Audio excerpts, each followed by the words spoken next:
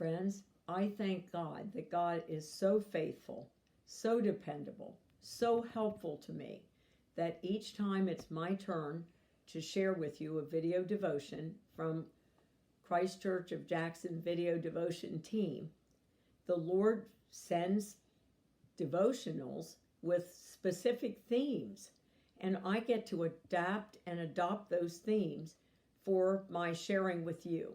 I'll give you an example. On Friday, February 3rd, and Saturday, February 4th, 2 days straight, several of my daily devotionals were centered on the theme of humility.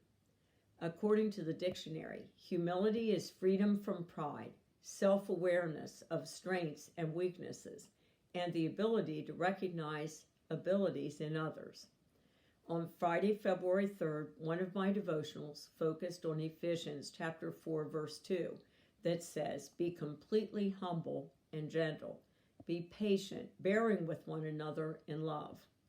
And then in Max Lucado's book, You Can Count on God, the title for that February 3rd reading was called God Uses the Humble.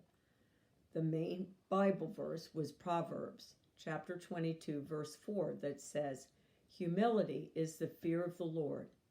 Its wages are riches and honor and life."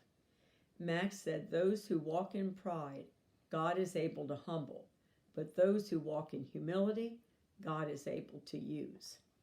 That next day, Saturday, February 4th, one of my daily devotionals said this: "God, help us hear your voice in the community and around us. Help us to be humble and allow ourselves to be guided by those you are guiding." Another one of my devotionals on Saturday, February 4th, was centered on Daniel chapter 10, verse 12, that says to Daniel, "Since the first day you began to pray for understanding and to humble yourself before God, your request has been heard in heaven. I have come to answer your prayer." Well, friends, then began my hunt for Bible verses that focus on that character trait of humility. James 4, verse 6 says, "God resists the proud, but gives grace to the humble." And James goes on to write, chapter 4, verse 10, "Humble yourself before the Lord, and he will exalt you." And then in 1 Peter, Peter writes, "Humble yourselves, therefore, under God's mighty hand, that he may lift you up in due time." In Paul's letter to the Ephesians, chapter 4, Paul pleads with us to be humble like Jesus was. Now here is God's only Son, who, being found in the form of a fellow human being like us, Jesus humbled himself by becoming obedient to the point of death, even death on a cross.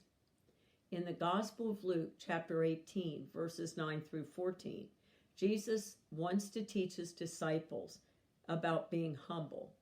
He tells them, "Whoever is the greatest among you should be the servant of the others. If you put yourself above others, you will be put down. But if you humble yourself, you will be honored." Jesus tells the story of two Jewish men who went to the temple to pray.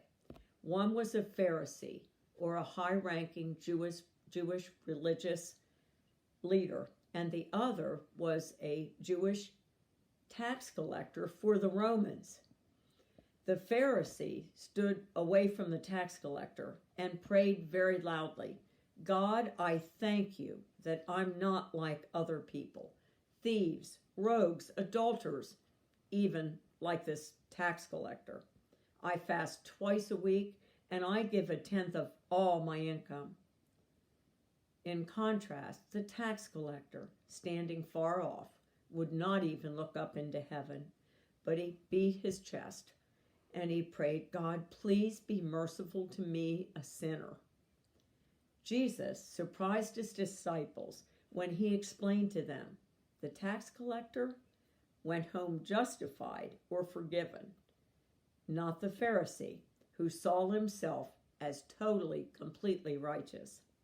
Jesus explained, "For all who exalt themselves will be humbled, but all who humble themselves will be exalted." My question is, are you and I like the Pharisee, or are we like the tax collector?